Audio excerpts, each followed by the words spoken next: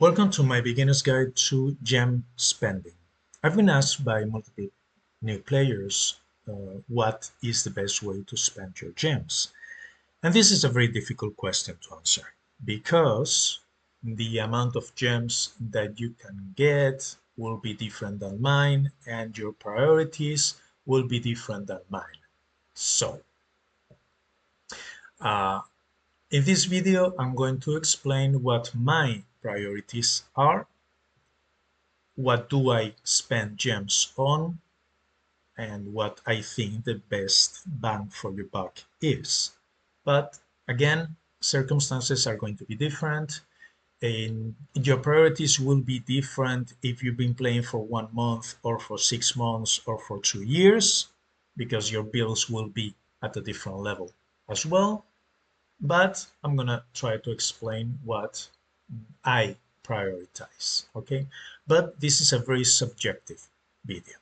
So, what do I spend gems on?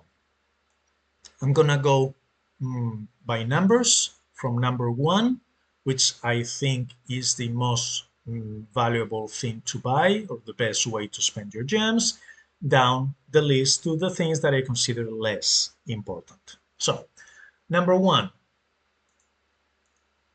the Dawn Circuit Adventure is not available right now, hasn't been available for almost, well, for over 2 months now, but it will come back eventually.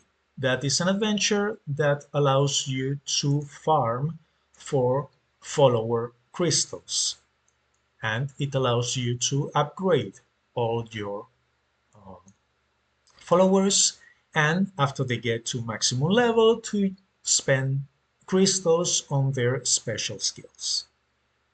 Now, in that adventure, after each run, you will get one random crystal for one of your followers. If you have unlocked all 16 followers, you will get one among those 16. Now, for reference, if you go to the shop and to the resources tab under followers and crafting, here you get 3 options and the cost is 300 gems each.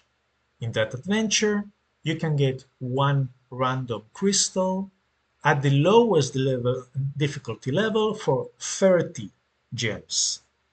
Yes, that is 90% discount from here. So, if you're a new player, if your followers are not yet maxed out, especially the most important ones are Evelyn, which you will get to maximum level just by playing the story mode with all 7 characters, but Toragon, Jemka, Soul Chaser, and Grundly, you want to have uh, maxed out. In the case of Grundly, he works at level 45, but all the others, Toragon, Gemka, and Soul Chaser, you want them to be level 50 as soon as possible. In the case of Xion as well, if you want to craft spells. So, for that adventure, I will say save around 10,000 gems for when it comes around. You can farm the shit out of it and get as many follower crystals as you can. Number 2, seasons. If we go to the archive, you can see all the different seasons that you can unlock.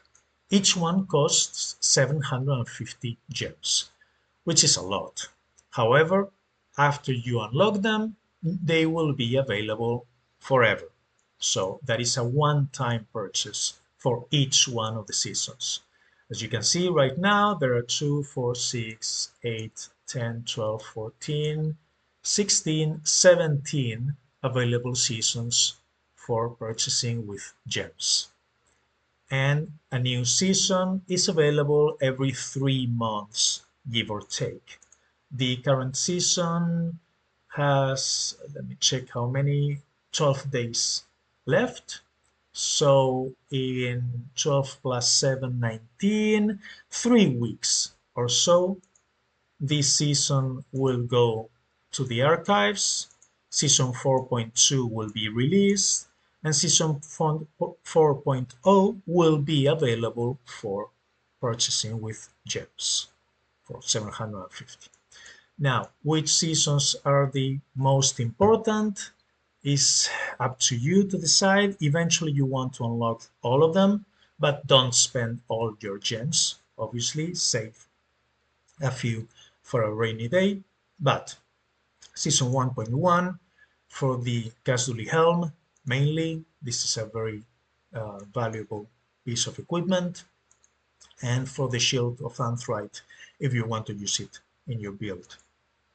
Next, Season 1.3 to unlock Resh, which is the 16th follower. And also, if you are using green or blue builds, some of the Dreamhold items are quite good, especially the ring.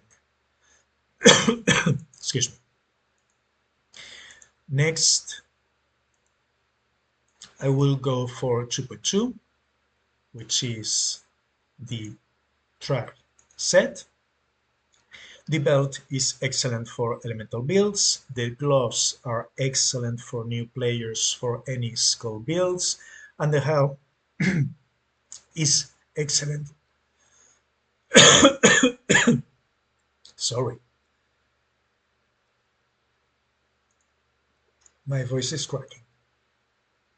For everyone. Next, I will go for 2.4. Here you can farm the best minion if you want to maximize your key chance, which is the Jelly King. And finally, watch my video for the Ancient Dragon set and unlock any season 3 uh, individual season, depending on what items you want from the Ancient Dragon set in case you want to use them. But as I said, unlock all of them eventually. Number 3, events. I made a video, well, 2 videos actually about events, the beginner's guide to events and the advanced guide to events. And in the advanced guide, I explain what can you get when you spend gems for the different caches. So have a look at that video if you want more details, but this is my third priority. Now, those are the 3 things that I think every player can benefit from and are the highest priorities. From now on, I'm going to talk about the things that if you have gems to spare. I just want to make clear that going from priority number 3 to priority number 4, there's a big gap in between. In my case, I play repeatable adventures a lot, so I farm a lot of gems, which means that I have a lot of gems to spare.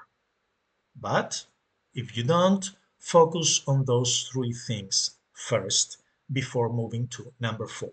So, number 4 for me is crafting. You can spend gems in the Reforge if you have a good piece of equipment, but you don't like the attributes it has. You can reroll the attributes here. It costs 50 gems for each reroll, so it's not cheap, but it can be useful if it's a piece of equipment that you want to keep for yourself, or if it's a piece of equipment you want to sacrifice, but you want to get a good attribute to transfer to another piece of equipment. And when I say crafting, I also mean crafting new pieces of equipment to refine. Crafting a mythical piece of equipment. For example, let's say that I want to refine my gloves, my Bloodfang gloves that are a quality of 882 right now. So I will go to Torragon to forge a new set of blood fang gloves. And this will cost you 500 gems, which again is not cheap. They do add up. So for me, priority number 4 is crafting. Priority number 5.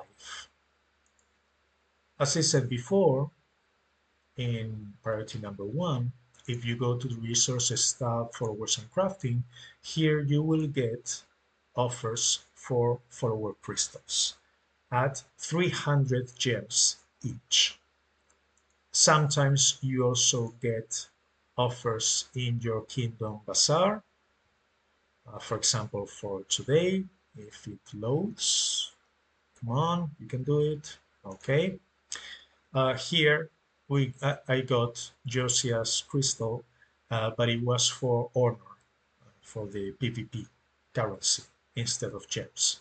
But sometimes here you can get some follower crystals.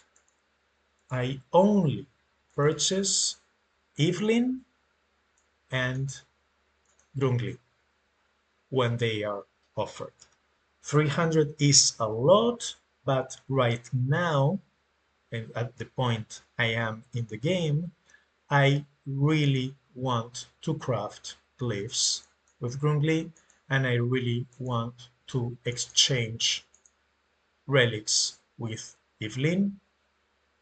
So I think those two follower crystals are the most valuable. But remember, there is 300 each. That is not cheap. Next is number, if I'm not mistaken, number 6. So, number 6 are glyphs. Here in the shop, let's go back to resources, in this case to the shards and glyphs tab. Here you get a different glyph depending on the day of the week. Today is Wednesday, so the available one is the accessory glyph.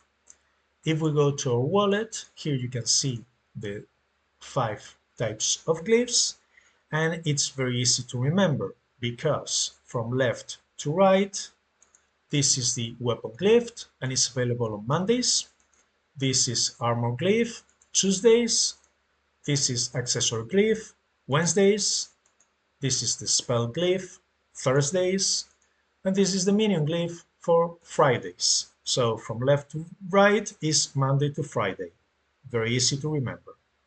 Every week I buy the weapon glyph on Mondays for 2,250 gems.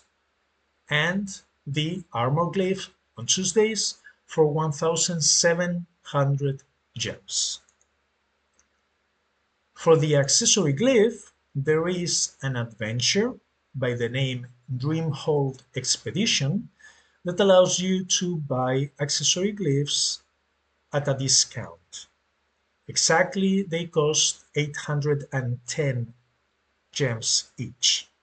Compared to the 1,125 is I think it's a 27 or 28% discount, something like that. So I recommend you to save gems for when that adventure comes around and then spend your gems there. And if you have a look at my shaman and her scrolls, you will see that my defense scroll is level 43, offense scroll is level 45, and utility scroll is level 49. And the reason why is because the last time Dreamhold Expedition was around, I spent, I don't know, 20, maybe more than that, a lot of gems buying these accessory glyphs. And next goes number 7, I think. The number 7 right now isn't available here, but always check the daily deals and the bazaar shop in your kingdom, and sometimes you will get an offer for ether, which is this. Ether is used to forge, craft items and to refine items as well. This offer is usually at the standard price of 50 ether in exchange for 250 gems. It's not cheap, but I like to craft a lot, so whenever that offer shows up, I buy it. And that's it for me. Uh, I have purchased this followers bundle once or twice when I started because I needed some food and ore, but I don't think it's really worth it. I have purchased the gear cache that gives you one random mythic with 30 purchases. So by spending 3,000 gems, but again, I don't think it's worth it. But hey, if you have gems to spare, you may find it worth it for you. I'm just telling you what my priorities are. And that's it. That's how I spend my gems. But the most important thing is that whenever there are repeatable adventures, right now I'm running Flame 3 Expedition. And in the last 3 days, I've done 166 runs for this adventure. Each run gives me 80 gems, so you can do the math. That's how I farm a lot of gems. And that's the video. I hope it was helpful. If so, please like, comment, and subscribe. And thank you very much for watching.